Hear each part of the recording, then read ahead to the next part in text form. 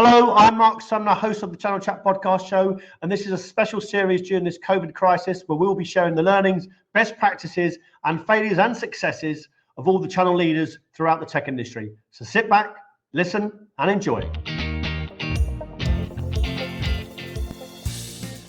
So, thanks for coming on on the show and obviously speaking with me. I think probably, as you said, I've been trying to get as many leaders on the channel chat and getting different views.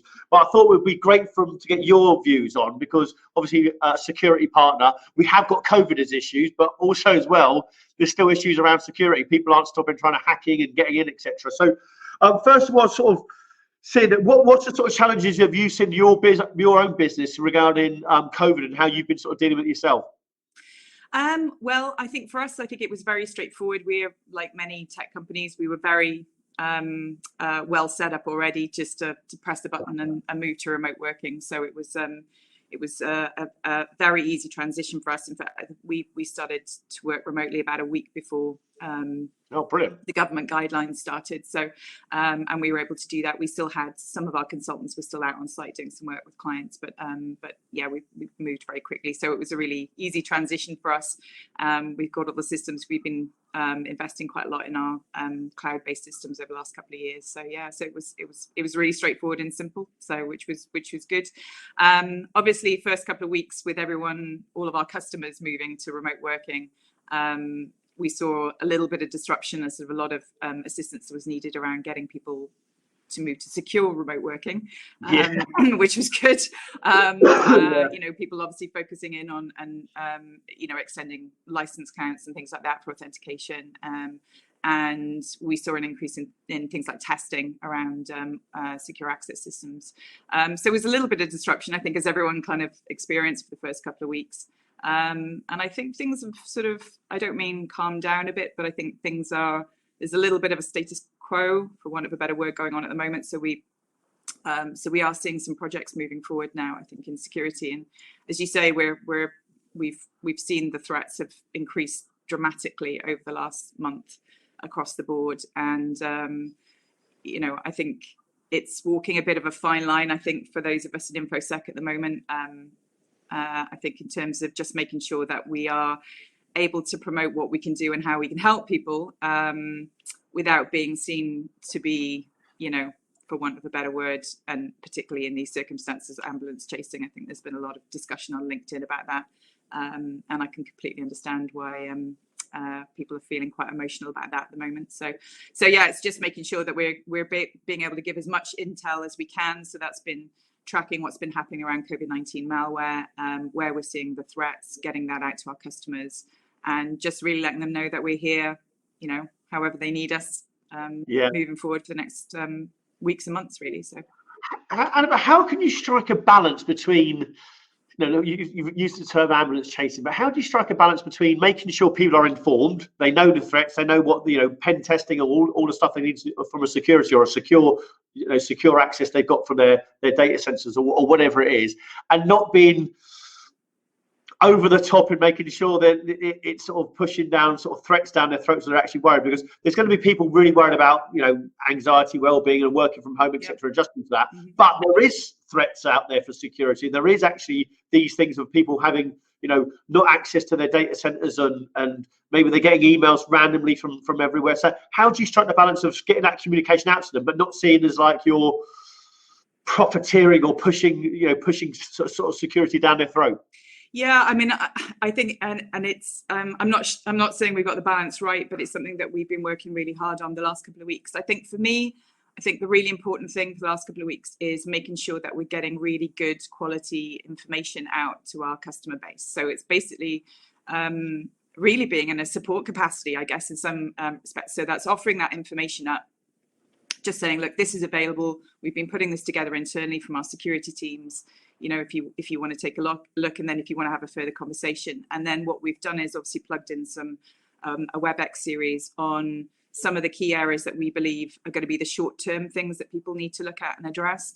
And again, it's just leaving that with, you know, leaving that information with people, letting them sort of, to a certain extent, come to us. And then obviously, you know, this is where customer service and good account management comes into play. And at Sapphire, like many other resellers out there, you know, we are you know, our business is to form really long-term good relationships with our customers, and that's what we have. We're not a transactional business where we sell something, move on.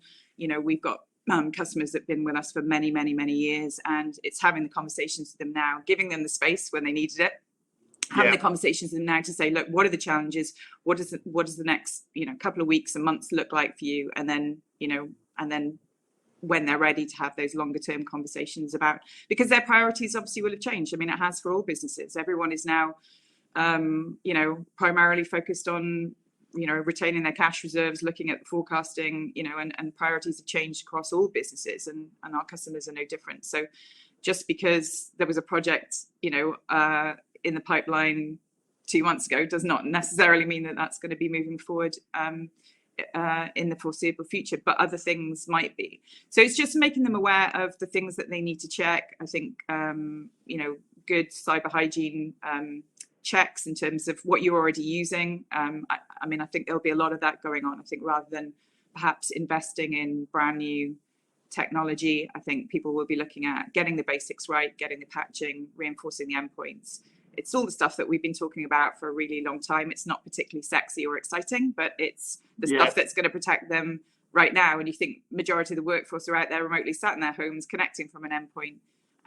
And, you know, a ransomware or malware attack right now for an organization would be worse than it would be under normal circumstances, just because the logistical challenges of a recovery. So it's just making sure that you've, you know, got the basics. I kind of, that's thrown about a lot in InfoSec, but getting the basics right, making sure that you've tested all those things, and then moving forward and saying, okay, what else do we need to be potentially looking at? And the threats that we're seeing around phishing and, you know, obviously email and fraud and instances of those have gone through the roof over the last couple of weeks, as have obviously attacks on remote access systems, and people still out there using username, password, and that's rich hunting ground for the cyber criminals. So so it's not about being perfect. It's just about being good enough that they move on to the next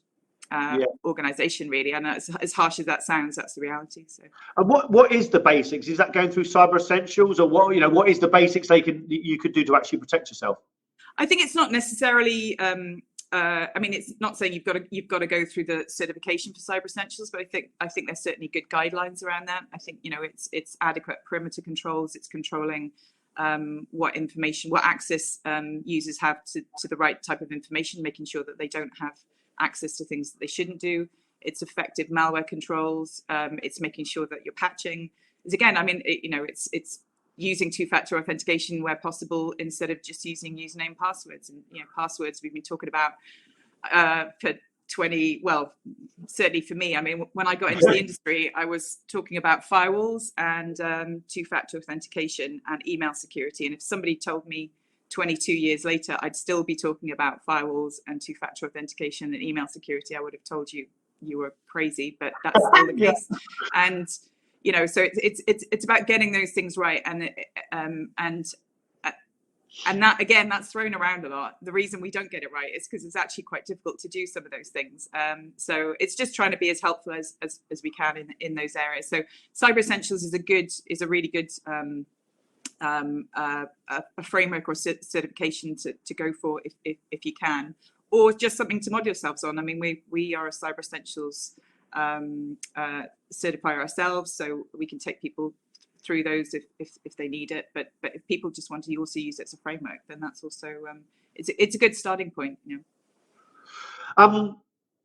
Annabel, trusted advisor is bandied around as a term, you know, throughout our industry, etc. But I do see that partners seem to be doing that a bit more now, maybe in this crisis. So I've seen, you know, you mentioned earlier about a webinar series. I've been seeing a lot of landing pages and rapid communications going out to partners and advising them and being that trusted advisor.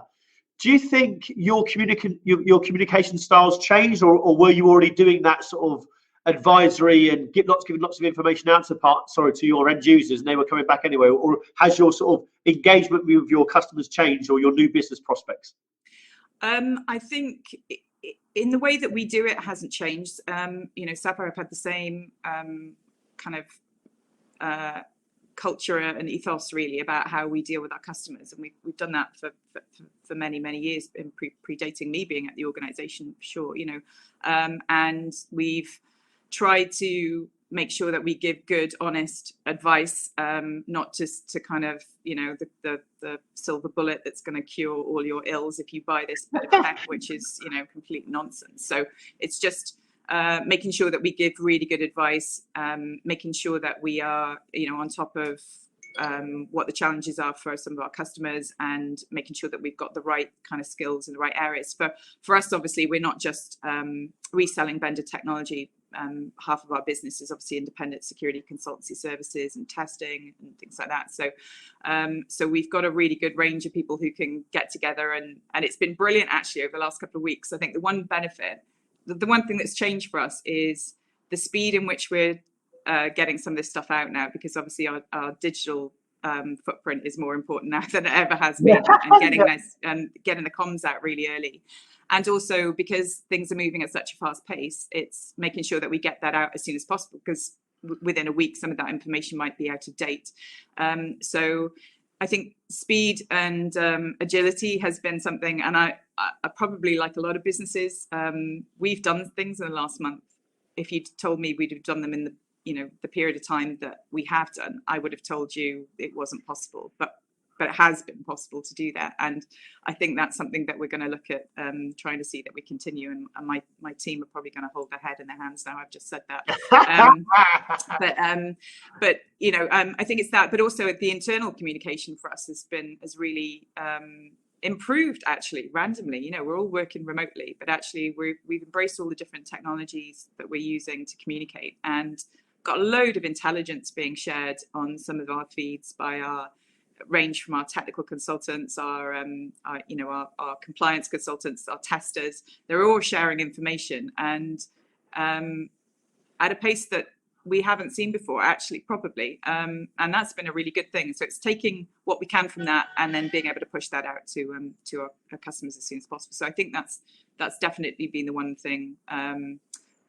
I think just agility, getting out there more quickly, and better internal communication, and then that's leading to the quality of what we're able to push out has been better too, I think. So. Yeah, I'm seeing that from most partners, vendors, distributors. The internal communication has gone through the roof. You know, we all had these tools, we all had video conferencing, we all had WebEx, Microsoft Teams, or whatever it was, and yet we never really used it. You know, and even if we were working from home, it was easier just to make a phone call. Do you think post-COVID that will continue, or do you think we'll naturally go back to the way we were of phone calls and trying to arrange face-to-face meetings? I think it'll be a mix. I don't think, I know there's a lot of people talking, I hear a lot of people say, oh, the world is going to be entirely different after all this, and I think things will change, but I don't think it'll be entirely different. I mean, I think it'll be amazing how quickly we'll adapt to whatever the new normal is, and you know, of course, face-to-face meetings and things like that, I think will go back to taking place. But I think in terms of internal communication, I'm hoping it will stay as it is, because I think it's definitely improved, and I think people are feeling more. You know, I mean, we've got disparate offices anyway. I've got 3 different offices, and I have people working remotely regardless of this current situation. So I think it will. You know, I'm hoping it will change, I think, in terms of those kind of communications. And I think also with client calls and conference calls and things like that, I think having, you know, I think we'll probably continue to have them via video conferencing. Yeah. And also I think in terms of things like recruitment moving forward, I think it will really change how people view that, and not necessarily being restricted to the catchment area around where your offices are based and like that. I think you know, having said that, I know, you know, some people really missing being in the office and being around, socially being around other people, and you know, it's impacting some people more than others. It depends on your style of work and you know, your personality and things like that. So, but I do think it will help to change and embrace remote working and where people are working from. I think that will change. You know, and I think there's been a lot of positives come out of it, but obviously there's a lot of challenges that people have had as well at the same time. Like you mentioned, you know, I think people are, it's yeah, it's interesting times at the moment. But yeah, I think moving forward, I think it will change.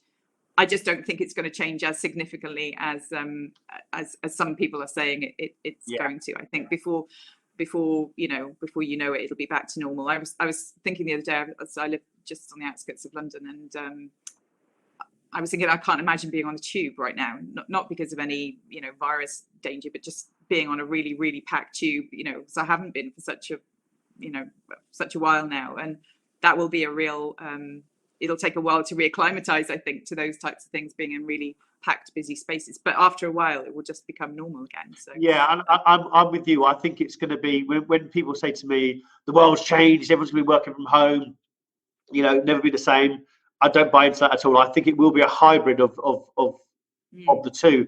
I think it will be staggered back, that we'll suddenly be doing more and more of these. When we get the opportunity to go and see people face to face, I think we will. And also, I also think when we do get that vaccine, 6 months after that, people will forget and they'll just think, actually, we'll just go back to normal, etc. But it still will be a hybrid. They'll get to the point where they'll think, okay, I've got a meeting in London, I've got one in Birmingham. Normally, I sort of try and do the 2 in a day. Actually, the one in Birmingham, I just do over video conferencing. And I think people, even though we have the tools, people weren't thinking about that. But we've had this tool for candidates for 18 months, and this is what we'll do for a candidate. We'll interview them on this platform, we'll ask them questions, and then we'll send the video clip to the client. And yet, Annabel, I would never get the client on here to talk about it. I'd never. Sounds nuts, but I think it'll be a mixture of the two. I think it will. I mean, for me, I spend my usually I spend my life traveling. I spend most of my life traveling around our 3 offices, which are all over the country, because I like to be around and near people and sit in and listen and hear what the teams are doing, and to be able to spend time face to face. So I think that will probably still continue, but maybe not quite at the pace that it was before. And I think that's probably a good thing. It was a bit, I think the level of travel, I think before was probably a bit too much. So I think it will probably, it'll definitely shift for me, I think, moving forward, I think. So yeah, because actually it's just as easy to jump on a video call, and it feels just as just as and the T&E expense of it as well. That's dropped for everyone, isn't it? Overnight stays, hotel, petrol, expensive meals. Sometimes you actually think you could just do a video conference, and you can't quite get the same interaction, but it's not bad. You still get a good feel for someone. Going back, I was on a conference actually. Adele did. There was a remote an InfoSec conference took place on Sunday, and they put it together. Actually, it was a really good event, and they were talking about this and saying, will we go back to having face-to-face, or physical conferences again, and they were saying, actually what it's kind of showed is actually we can create these really amazing online events, which is obviously the stuff that we're looking at over the next couple of weeks as well.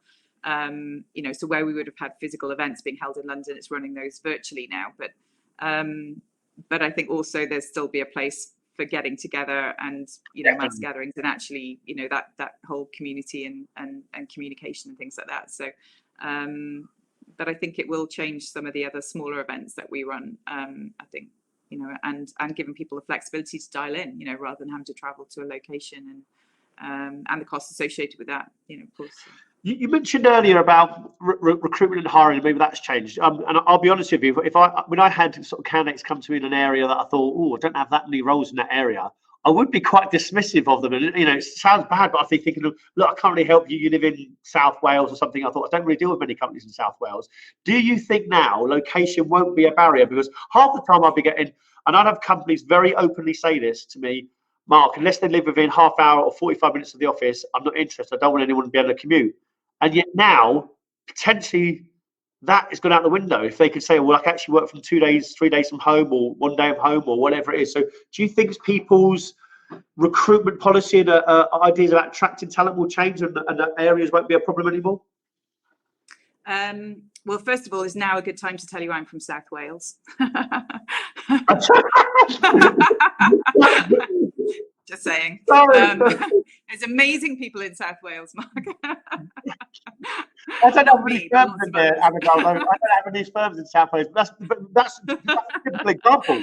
That's a typical example. Um, If I had a role in South Wales and someone lived, I'd be thinking, oh, where were you going to get to? I won't be able to help you. I know. Okay, sorry. I completely appreciate. I was just I just thought I'd mention. There you go. But yeah, I mean, for us anyway, we were recruiting in different areas has not necessarily been a problem for us. I mean, I mentioned earlier on, we already have people who are working remotely who are nowhere near any of our offices, and it's never been a problem for us, depending on the role, obviously. And I think, so for us, I think moving forward, I think it will change the mindset perhaps on some other roles. I think, maybe more sales-based roles where perhaps, there's that traditional environment where, you're out and about, but actually you come into the office for a couple of days, Yeah. and there's a team environment, things like that. Although, we already have some remote salespeople working for Sapphire anyway, but I think it will perhaps make us think again, I think, on recruitment, but across the board, I think in all our other areas, it hasn't really been a barrier for us before. But I think for lots of other organizations, it has been. I mean, I've heard some horror stories over the last couple of weeks of organizations who've, not used to remote working, and they've had calls from their boss to say, if you are offline for more than 5 minutes, there's going to be an issue, or you need to be there and answer the phone within so many rings. I mean, there's some real horror stories come out about people who are managing their businesses in what I would call an old school type way, and for them, I think those are the people who are going to struggle, I think, with embracing this whole thing of remote working and not trusting the people that work with you and your colleagues and employees. And that's not how I run the business anyway at Sapphire. So so I've never had we've never had any barriers on that front. But I think hopefully it will make people, I think, consider candidates, because it can absolutely work as long as you support that person in the right way. And if the job permits it, then absolutely, why not? So yeah, great. Because I think we're just, it's really difficult to find and retain really good talent, is for all of us. We'll find that. So why are we making it harder for ourselves sometimes? Great. And my last question for you, Annabel. There seems to be two camps in the channel at the moment. And camp one is actually, I'm not going to hire. I'm going to sort of see what happens, etc. Camp two is I am going to continue hiring, and I'm going to continue looking for talent. What camp are you in at the moment? What's your method at Sapphire? Well, we weren't hiring at the moment anyway, so I wasn't looking at increasing any of the staff members. I think for the first half of this year, we're just at the beginning of the financial year. For me, we did a lot of hiring at the end of last financial year, so we've got a full contingency at the moment. Right. So, but if I was hiring right now, I think I'd still be out there looking. Yeah, why not? I mean, Annabel, you've been a great guest. Thanks for coming on. Luckily for you, you're not living in South Wales now, because probably I'll be putting the phone down saying I can't get a role for you. But now I will change. I will be more open now. I'll be actually thinking, these candidates can work from anywhere. So hopefully that's a good thing. Hopefully there's going to be a lot of recruiters out there now thinking, removing the barriers of location, because there's no doubt about it. Us as recruiters, we were putting our own barriers up half the time. We were just thinking, if that candidate lives in Newcastle or wherever it was, we haven't got a role up there, we wouldn't hire them. And now we will hopefully we'll look at talent in a different way. And I think that's probably a good thing. Well, we're near Newcastle, Marc, so send them Perfect. Annabel, thanks very much for your time. It's been a pleasure speaking to you. All right. Yeah, and you. Thanks for having me. Take care. Bye. Bye. Thanks for joining us and listening to another episode of our Channel Chat podcast. If you've enjoyed what you've heard and are listening on iTunes, please could you give us a review and subscribe in order to get the newest episodes as soon as they're released. Otherwise, as always, we release an episode every Thursday at midday, so hopefully you can join us then.